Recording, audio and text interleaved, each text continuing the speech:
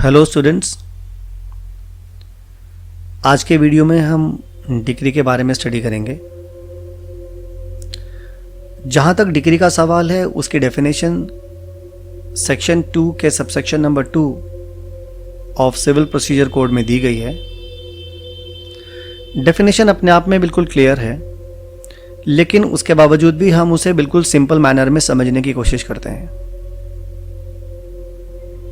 आप ऐसे अज्यूम कीजिए कि कोर्ट के सामने कोई मैटर आया है, तो कोर्ट सबसे पहले क्या करेगी? कोर्ट उस मैटर में पार्टीज के राइट्स को डिटरमाइन करेगी। यानी कि जो सबसे पहली इंपॉर्टेंट चीज है जो डिक्री में हमें चेक करना होता है वो ये कि कोर्ट के द्वारा कोई एडजुडिकेशन होना चाहिए। यानी कोर्ट किसी सूट में अपना जुडिशियल माइंड अप्लाई करके उस मैटर को तय कर रही हो। So number 1 point is adjudication. Number 2, जब कोर्ट ये एडजुडिकेशन कर रही हो तो मैटर को डिसाइड करने के बाद कोर्ट ने पार्टीज के राइट्स को कंक्लूसिवली डिटरमाइन कर दिया हो। यानी कि दूसरा पॉइंट ये कि पार्टीज के राइट्स डिसाइड हो जाएं और ये राइट्स फाइनली और कंक्लूसिवली डिटरमाइन होने चाहिए।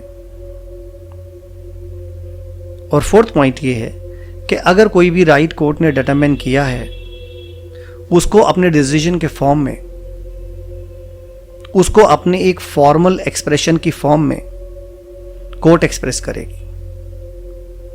तो नटशेल में अगर मैं बोलूं तो जब कभी भी कोई भी मैटर कोर्ट के सामने आता है, कोर्ट उसको एडजुडिकेट करती है, पार्टीज के राइट्स को कंक्लूसिवली डिटरमाइन करती है और उसके बाद अपना कोई डिसीजन फॉर्मल एक्सप्रेशन के फॉर्म में दे देती है। उस फॉर्मल एक्सप्रेशन को डिक्री बोला जाता है। अब नेक्स्ट क्वेश्चन जो हमको डिटरमाइन करना है कि कौन कौन से ऑर्डर्स डिक्री होते हैं और कौन कौन से ऑर्डर्स डिक्री नहीं होते। अगर हम अपने सबसेक्शन नंबर 2 को देखें तो वहां पर उन्होंने 2 बातें मेंशन किया है कि कब हम ये डीम करेंगे कि ये ऑर्डर्स डिक्री होते हैं और कब हम ये डीम करेंगे कि ये ऑर्डर्स डिक्री नहीं होते। उन्होंने कुछ एग्जांपल्स हमें दिए, जैसे rejection of a plaint is a decree. इसके अलावा उन्होंने बोला कि मान लीजिए कोई भी क्वेश्चन है जो कि सेक्शन नंबर 144 रेस्टिट्यूशन से रिलेटेड है, अगर उसको डिटरमाइन किया जाता है तो वो डिक्री होता है। दूसरी साइड में उन्होंने बोला कि ये कुछ ऑर्डर्स डिक्री नहीं होते हैं, जैसे dismissal of order for default. यानी कि अगर कोई पार्टी प्रेजेंट नहीं है और ऑन डिफॉल्ट उसके पिटीशन को डिसमिस कर दिया गया है, तो ऐसे ऑर्डर्स जो होते हैं वो डिक्री नहीं होते। इवन वो ये भी बोल रहे हैं कि अगर कोई ऐसी अपील्स हैं जो कि ऑर्डर से लाई होती हैं, यानी कोई ऐसे ऑर्डर जिनकी अपील लाई करती हो, तो वो भी डिक्री नहीं होते।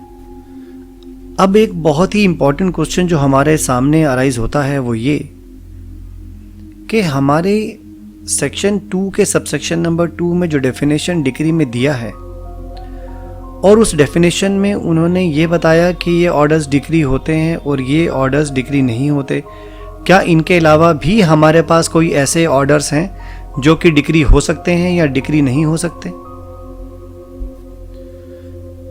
सेक्शन नंबर 2 के अलावा बहुत सारे सीपीसी में अलग अलग जगहों पर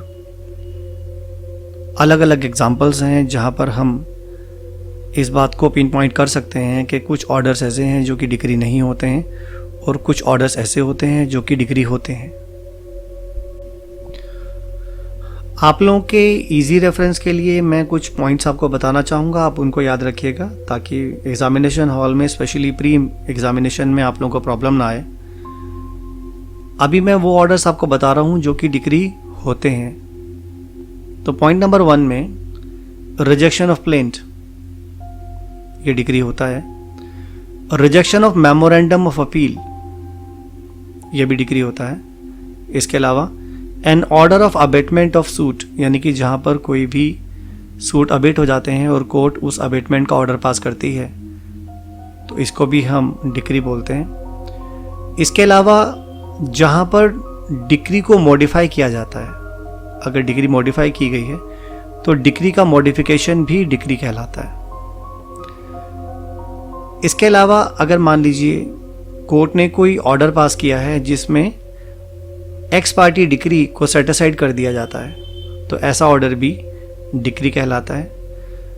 और इसके अलावा मान लीजिए कोई भी अपील को डिसमिस कर दिया गया, और उसको इसलिए डिसमिस कर दिया क्योंकि कोर्ट के द्वारा बताई गई एडिशनल फीस को पार्टी कंसर्न ने पे नहीं किया था, यानी कि it is an order dismissing an appeal for non payment of additional court fees. तो ये कुछ एग्जाम्पल्स थे जिसमें ऑर्डर्स डिक्री होते हैं। अभी हम उन कुछ एग्जाम्पल्स को देखेंगे जिनमें ऑर्डर्स डिक्री नहीं होते हैं। जैसे फॉर एग्जांपल मान लीजिए कोई भी एप्लीकेशन एक इंडिजेंट पर्सन कोर्ट में फाइल करता है for the permission to sue as a indigent person, यानी कि जहाँ पर भी कोई इंडिजेंट पर्सन ने कोर्ट में एक एप्लीकेशन फाइल किया है कि उसे परमिट कर दिया जाए कि वो एक as a pauper as a indigent person sue करना चाहता है, तो ऐसे ही अगर एप्लीकेशन को रिजेक्ट कर दिया जाता है तो उसको हम डिक्री नहीं बोलते। इसके अलावा मान लीजिए कोई ऑर्डर है, order of dismissal of suit for default, ये डिक्री नहीं होता है। An order refusing the stay, ये भी डिक्री नहीं होता है। An order of setting aside rejection of plaint, ये भी ऑर्डर नहीं होता है। और मान लीजिए एग्जीक्यूशन प्रोसीडिंग्स के दौरान कोई भी ऑर्डर पास किया जाता है तो ये भी डिक्री नहीं होता। हमने इस पर्टिकुलर वीडियो में ये स्टडी किया कि बेसिकली डिक्री क्या होती है और कौन कौन से ऑर्डर्स डिक्री होते हैं और कौन कौन से ऑर्डर्स डिक्री नहीं होते। हमारे नेक्स्ट वीडियो में हम डिक्री के वेरियस टाइप्स और उनकी एक्सप्लेनेशंस के बारे में बात करेंगे। Hope you would have enjoyed the video. For the detailed study, keep on watching the other videos on CPC. Thank you so much.